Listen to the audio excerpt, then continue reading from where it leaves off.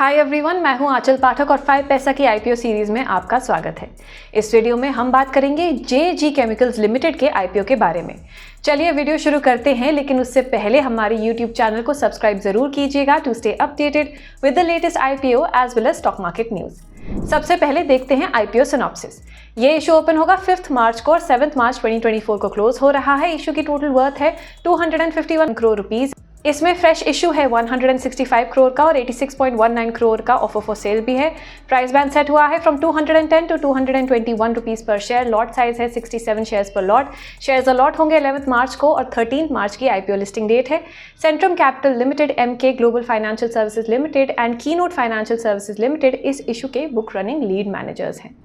Issue से raise किए गए फंड्स कंपनी की सब्सिडरी बीडीजे ऑक्साइड्स में इन्वेस्ट किए जाएंगे। वर्किंग कैपिटल रिक्वायरमेंट्स फंड करने के लिए भी यूज किए जाएंगे और जनरल कॉर्पोरेट पर्पसेस के लिए भी यूज होंगे। चलिए कंपनी के बारे में बात करते हैं। जेजी केमिकल्स लिमिटेड 2001 में एस्टैब्लिश हुई थी। कंपनी इंडिया में जिंक ऑक्साइड की लार्जेस्ट प्रोड्यूसर है in terms of production and revenue. March 22 में जेजी केमिकल्स का टोटल मार्केट शेयर 30% था और कंपनी जिंक ऑक्साइड के 80 से भी ज्यादा ग्रेड्स ऑफर करती है। ग्लोबली भी कंपनी जिंक ऑक्साइड की टॉप 10 मैन्युफैक्चरर्स में से एक है। इंडिया में 10 में से 9 टायर मैन्युफैक्चरर्स को कंपनी सर्विस करती है। कंपनी इंडिया की टॉप पेंट, फुटवेयर और कॉस्मेटिक कंपनीज को भी अपने प्रोडक्ट सप्लाई करती है। Rajratan global wire limited, NOCIL limited और याशो इंडस्ट्रीज लिमिटेड इनके पीयर्स माने जाते हैं। चलिए इंडस्ट्री के बारे में भी बात करते हैं। FY 18 और 22 के बीच इंडियन जिंक ऑक्साइड मार्केट का साइज था ₹18,000 मिलियन टू अराउंड ₹20,000 मिलियन। ये एक्सपेक्टेड है कि 10 to 12% के CAGR से ये FY 27 तक बढ़ सकता है। फाइनेंशियल्स के बारे में बात करते हैं।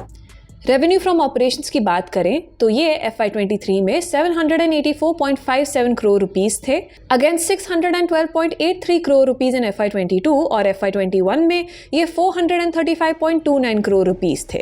इसका मतलब कि एक साल में ये 28.02% से इंक्रीज हुए और 2 साल में ये 80.24% से इंक्रीज हुए।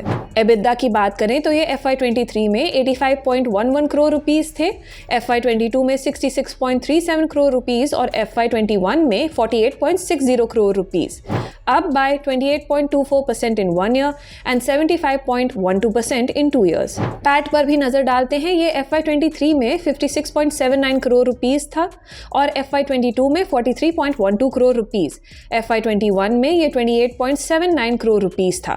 इसका मतलब कि एक साल में ये 31.70% से बढ़ा और 2 साल में 97.26% से। टोटल एसेट्स की बात करें तो FY 23 में ये 297.79 करोड़ रुपीस थे against 264.14 crore rupees in FY 22 and 209.93 crore rupees in FY 21।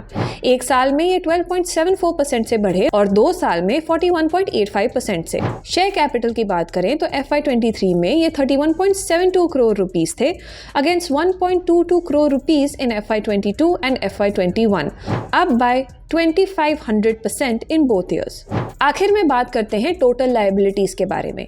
FY 23 में ये 84.26 करोड़ रुपीस थे against 107.50 crore rupees in FY 22 and 90.93 crore rupees in FY 21।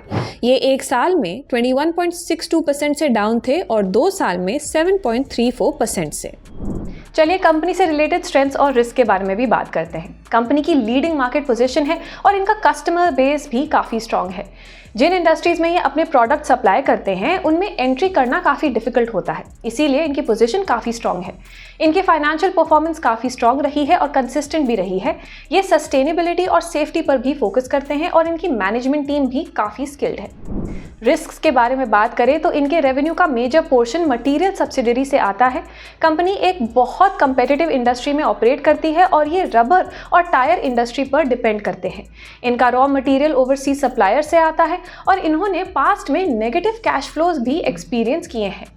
Lastly, the company is exposed to foreign exchange fluctuation and commodity pricing risks. Thank you so much for watching this video. अगर आपको ये video पसंद आया तो please इसको अपने friends और family के साथ ज़रूर शेयर कीजिएगा और अगर आप इस IPO के लिए अप्लाई करने वाले हैं तो हमें कमेंट सेक्शन में ज़रूर बताएं।